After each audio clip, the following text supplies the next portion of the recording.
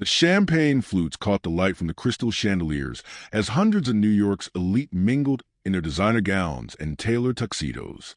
The Metropolitan Museum's Great Hall had been transformed into a glittering wonderland for the annual Philanthropist Gala, an event that brought together the city's wealthiest donors and most influential power players. Every step echoed against the marble floors. Every laugh seemed carefully orchestrated. Every conversation a dance of subtle bragging and calculated humility.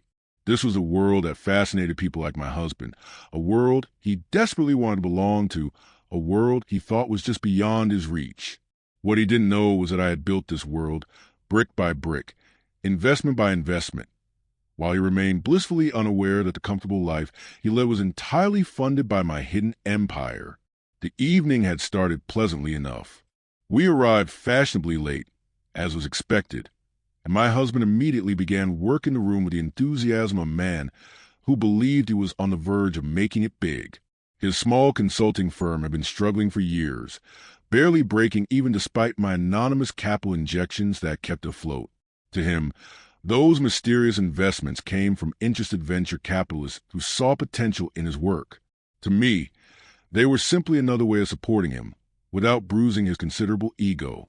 He introduced me to colleague after colleague as his wife, always with a slight dismissiveness in his tone, as if I were merely an accessory to his anticipated success rather than a person of substance in my own right. Each introduction felt like a small paper cut, the kind that doesn't seem significant until you realize how many you've accumulated. The ballroom hummed with the energy of people who wielded power through their wealth and weren't afraid to show it. Conversations buzzed about recent acquisitions, charitable foundations, political donations, and business ventures that would shape the city's future.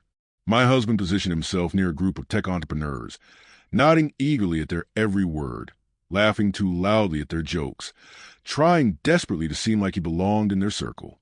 From across the room, I watched him transform into a version of himself I barely recognized, one that was willing to diminish himself and everyone around him for the chance at acceptance from people who would forget his name before the night was over.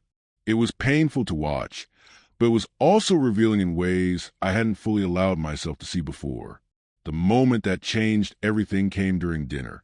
We were seated at a table with several prominent business owners, including Marcus Chun, the CEO of a major investment firm, and Victoria Blackwood, a real estate magnate whose family name appeared on buildings throughout Manhattan.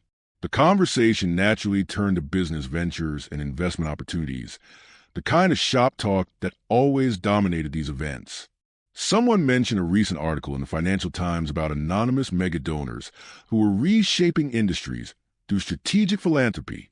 The woman to my left, dripping in diamonds that probably cost more than most people's houses, laughed and said she wished she had a secret benefactor funding her lifestyle. The table chuckled politely, and my husband, emboldened by his third glass of wine, decided this was his moment to contribute to the conversation. He leaned back in his chair with that particular smile he wore when he was about to say something he thought was clever, and said that everyone at the table had earned their way to success through hard work and intelligence. Everyone except those who simply married well or inherited their wealth. The comment landed with a heavy thud, and several people shifted uncomfortably. Victoria raised an eyebrow, since everyone knew her family fortune had started with her great-grandfather. But she said nothing. My husband, oblivious to the tension, continued, gesturing around the table as he spoke. He said he respected self-made success more than anything, the kind of achievement that came from building something from nothing, from taking risks and making sacrifices. Then his eyes landed on me, and without seeming to realize the cruelty of his words, he added that he admired people who created their own legacy rather than those who contributed nothing to the partnership except being supportive, which was nice, but certainly not the same as actually building something meaningful in the world. The silence that followed was deafening. Victoria stopped mid-sip of her wine. Marcus Chen's fork paused halfway to his mouth, and the woman covered in diamonds actually gasped quietly. They were all staring at my husband with various expressions of shock and disapproval, but he still didn't seem to understand what he'd done. He thought they were impressed by his boldness, his willingness to speak hard truths at a table of elites. He didn't realize he'd just insulted his wife in front of some of the most influential people in New York, calling her contribution to their marriage essentially worthless in a room full of witnesses. My face remained calm, a skill I perfected over years of high-stakes business negotiations where showing emotion was equivalent to showing weakness. Inside, something crystallized, a decision that had been forming in my subconscious for months suddenly became clear and urgent. Victoria was the first to break the silence, her voice carrying that particular tone wealthy people use when they're about to destroy someone politely. She said it was fascinating that he felt that way about contributions to a marriage, then asked him directly how his consulting firm was performing this quarter.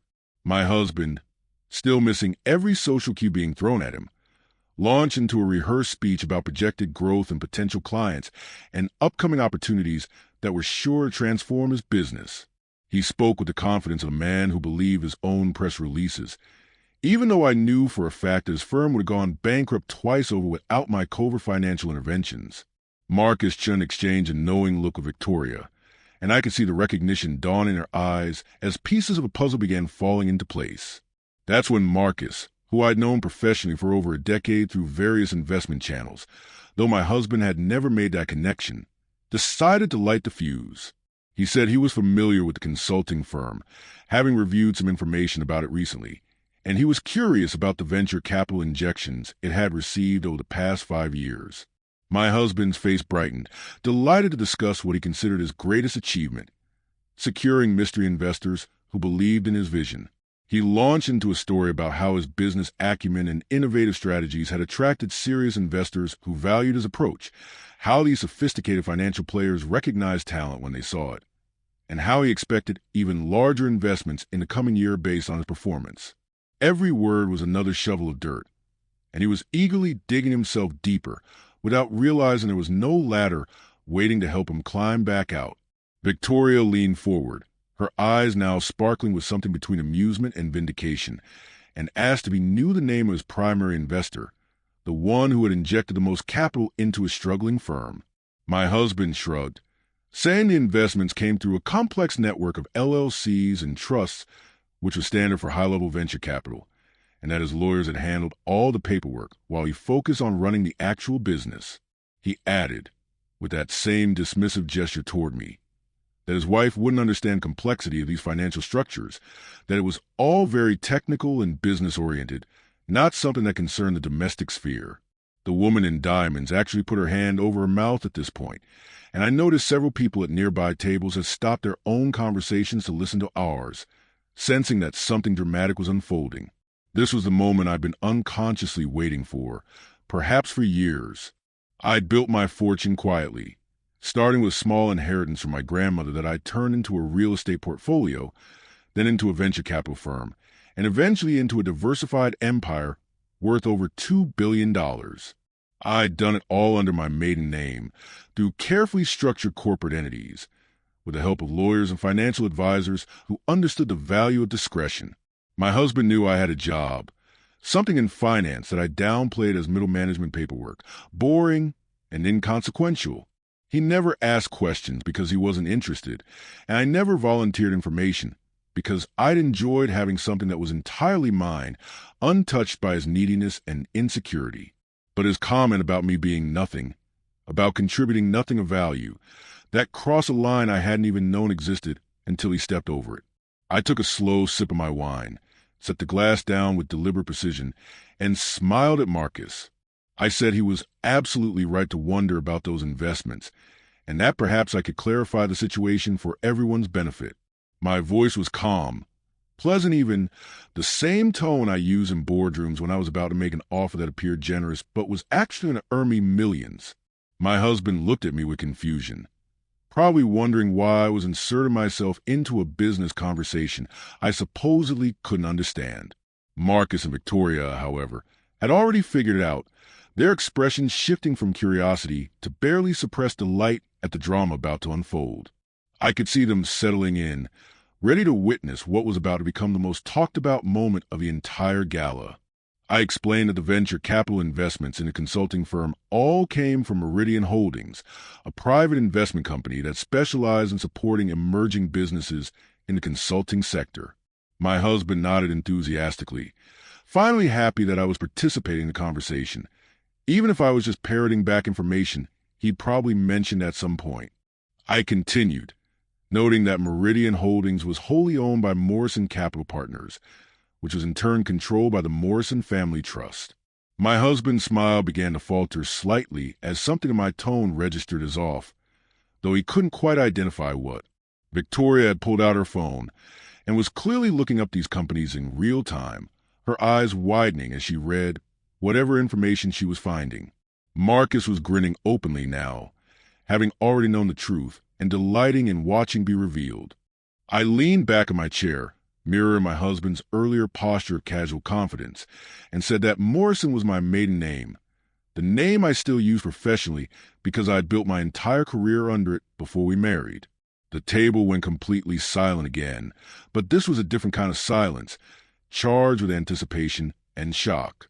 My husband was staring at me like I'd started speaking a foreign language, his brain working overtime to process information that didn't fit his understanding of our life together. I continued in that same pleasant conversational tone, explaining that the Morrison Family Trust was established by my grandmother, a woman who'd built a small fortune in real estate during the 70s and 80s, and that I'd been managing and growing that trust since my mid-20s. What started as $15 million had become something substantially more significant through careful investments, strategic acquisitions, and a talent for identifying undervalued assets. The numbers came out calmly, almost casually. Meridian Holdings managed assets worth approximately $400 million.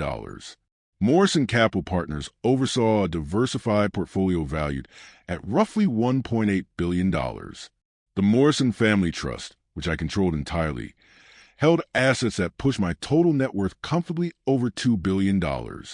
Every word landed like a hammer blow, and my husband's face went through a fascinating series of expressions, confusion giving way to disbelief, then to horror, then to a sickly pale realization of what his earlier comments now meant in context.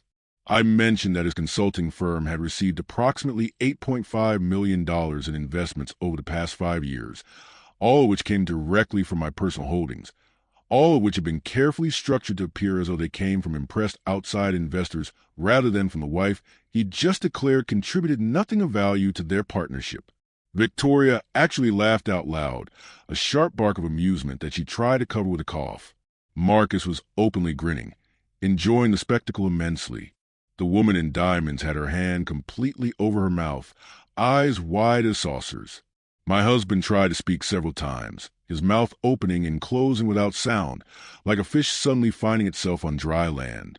When words finally came, they were stammered and confused, asking if this was some kind of joke, if I was making this up for some reason he couldn't fathom. I pulled out my phone, opened my banking app, the one for Morrison Capital Partners that showed real-time portfolio values, and slid across the table to him. The screen showed numbers that were undeniable balances and asset values that made it clear this wasn't a joke or an exaggeration.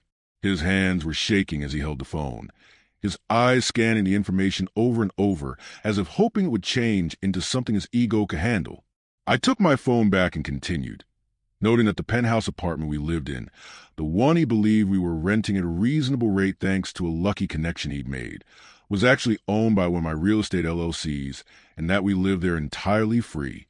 The luxury car he drove, ostensibly a lease through his company, was purchased outright by another of my holdings. The country club membership he enjoyed, the one he thought was a perk from a grateful client, was paid for by a trust I'd established. Even the small monthly stipend his firm paid him, the salary he was so proud of earning, was only possible because my investments kept his company solvent. Without my continuous financial support, his business would have collapsed within its first year, and he would have been looking for employment rather than playing entrepreneur at networking events. Every aspect of the comfortable life he'd been living, every luxury he'd enjoyed, every opportunity he'd had to pursue his business dreams without the stress of actual financial consequences, all of it was funded by the wife he just declared contributed nothing. The table was completely focused on us now, and I was aware that much of the ballroom had fallen quiet, sensing drama and turning their attention toward our corner. In a world where gossip was currency, this was about to become the most valuable story of the season. My husband tried to recover, saying he hadn't known, that I'd never told him, that this wasn't fair because I kept it secret. His voice had taken on a whining quality that made me